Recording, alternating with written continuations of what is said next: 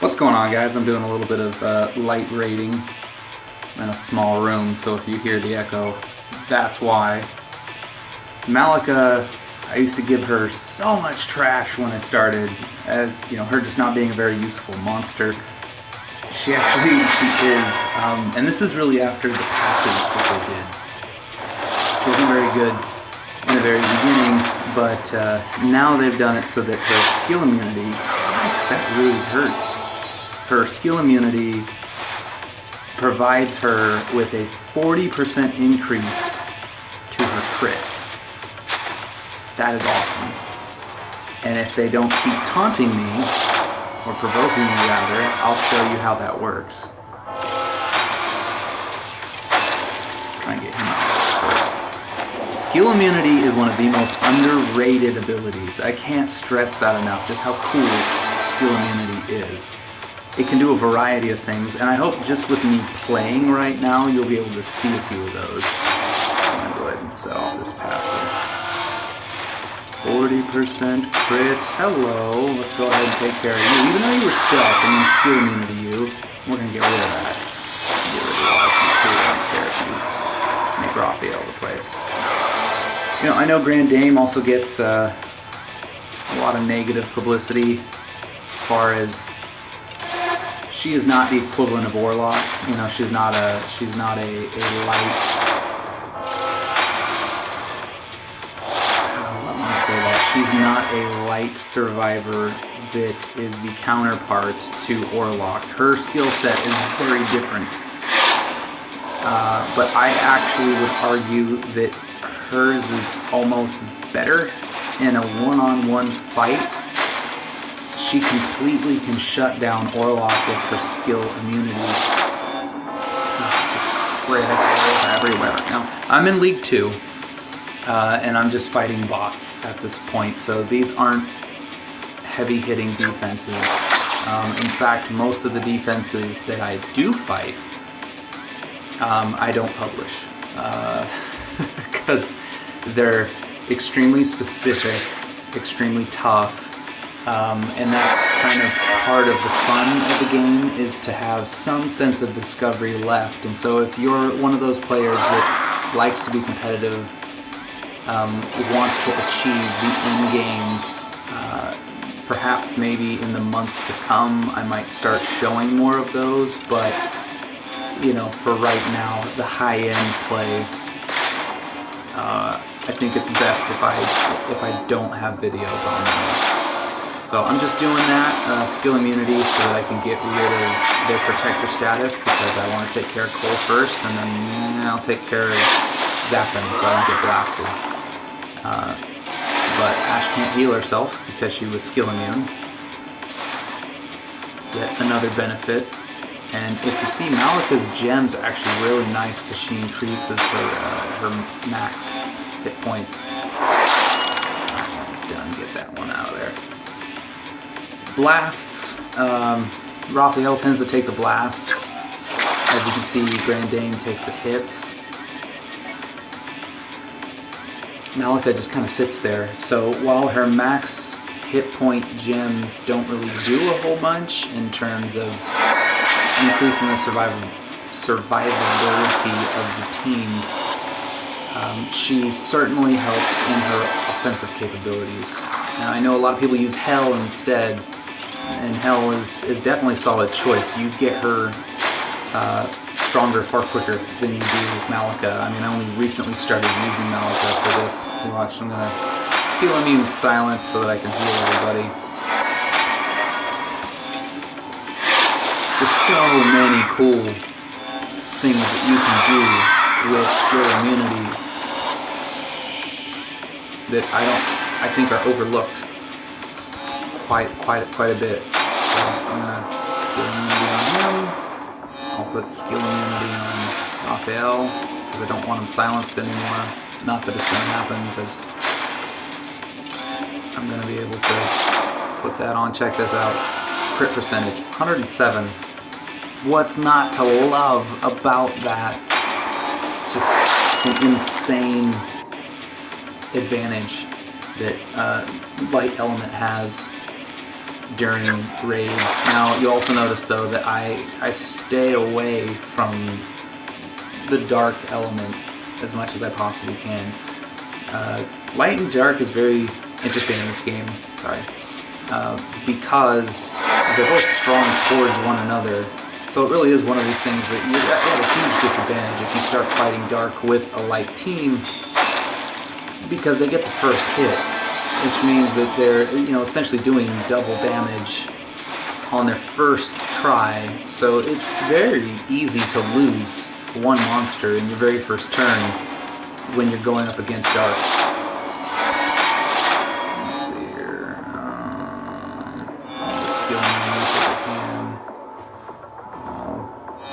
Skill Malikha and Grande Dame so that she doesn't take the fly's attacks. That's another thing to note too, is that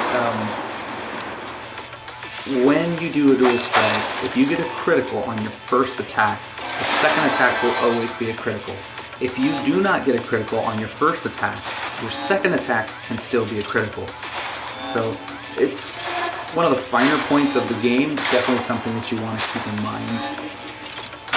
Oftentimes I'll try and attack the first attack on somebody that I don't necessarily care if I beat them right then and there.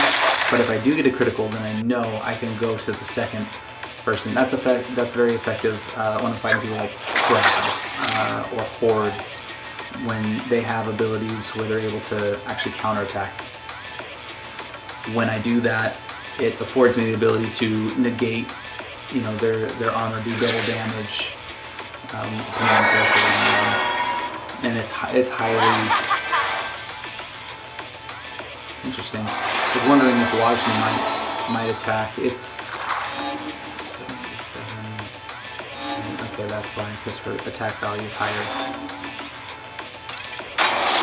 I'll go ahead and put skill immunity on Ramsey so that I can attack.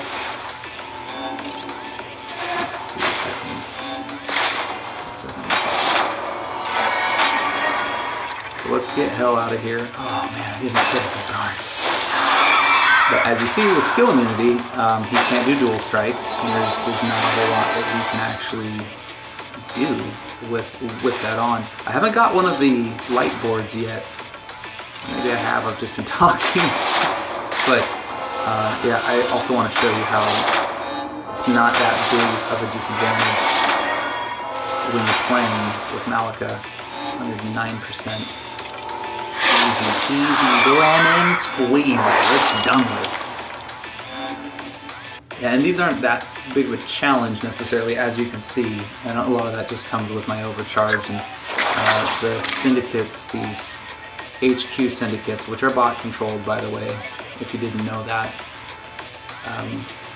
They're not very strong. Some of their defenses are a little difficult, but for the most part, if you have overcharge of 100 on that monster, it's not that big of a deal.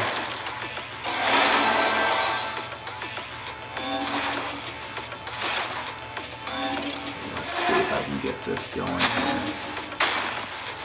Again, hoping that you can see one of those light boards, because there's a neat little trick with that. Take you out.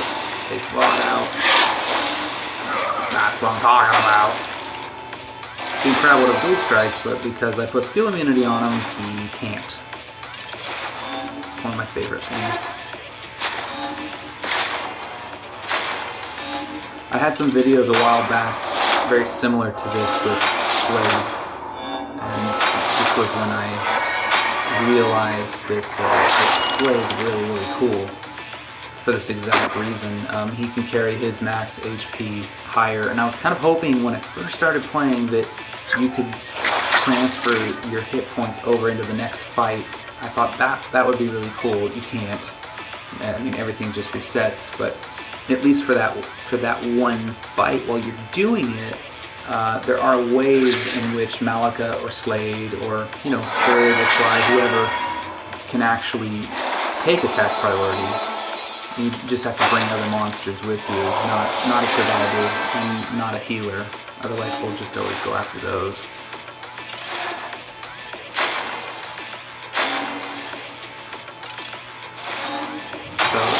skill immunity really is a catch-all here. I mean, if I was low on hit points, like with Drek here, his passive, he does X amount of damage. I don't remember the percentage based on his own damage to the whole crew. Well, he doesn't do that with the skill immune. It's the same with Valentine's Blast, the flurry of arrows. You don't take any damage from that if you're skill immune. Same as Kelpie. I mean, anybody who's indirect, direct mage blasts can't get you. There's just a lot of cool things that you can do with it. But like I said, oftentimes I feel like it's really overlooked. Most people that I talk to about Shadow Wars, they don't necessarily see value in it. But I mean, even in story mode, when you have things like Nesso who can self-heal and just start exponentially growing, skill immunity helps with that. The dreaded light gems that I keep talking about, it definitely helps with that. As your board becomes more and more ensnared with those gems, you can just hit skill immunity on your attacker and then suck them all up. You don't take any damage with it. So it's really effective, but it's also a catch-22. You don't want to do skill immunity prior to popping gems. I'm sure in this video, because I'm talking, so I'm not really focusing on playing as much. I'm sure I've done it already by accident. I've noticed it several times. I'm putting skill immunity on Grande Dame while Raphael heals, and Grande Dame doesn't even get healed because of it. So little things like that, you want to make sure that you're not doing that on accident.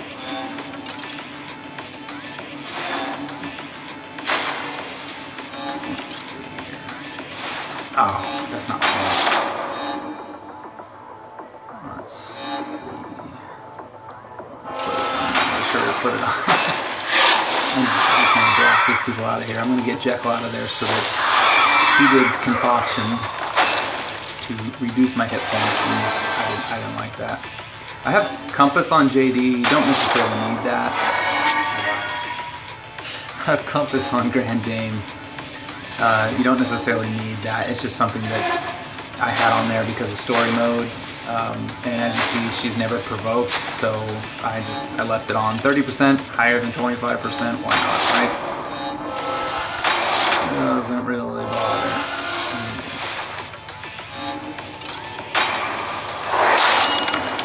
I might do one or two more and then give this video a wrap. I think you have seen the extent of the awesomeness that is this team. I'm trying to see if I can get one of those boards though. I want to take those boards. Oh, you know what? I'll fight the leader after this. So because the leader's actually set up the way that other teams would be. So it's a mage forward team.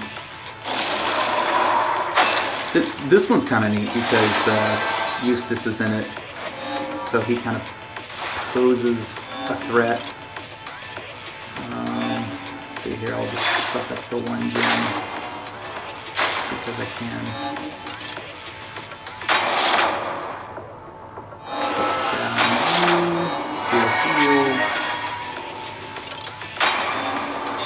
Let's get you out of here. That Dark Scorn, man, I don't want that. That stuff's nasty. I don't want Dark Scorn. Cinder's another really effective monster. His passive is underrated. His silence is awesome. Once you get that up to tier 7, that thing's really, really cool.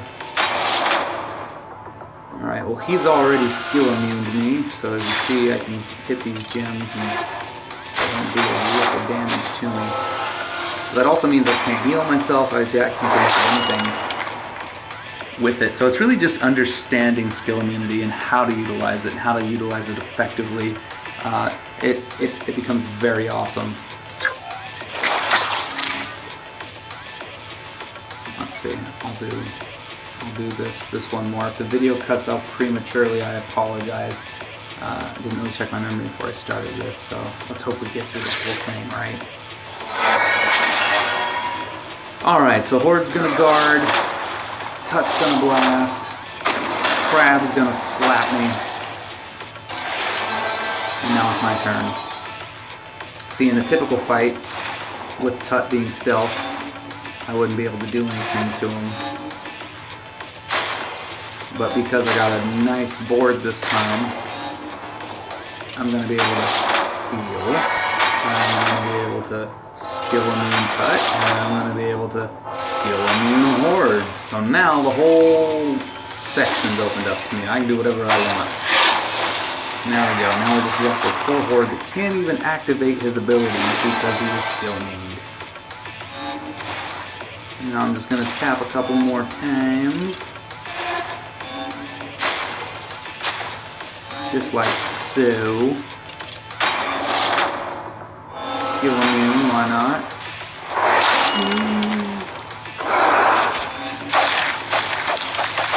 So this was League 2, Raiding with Light.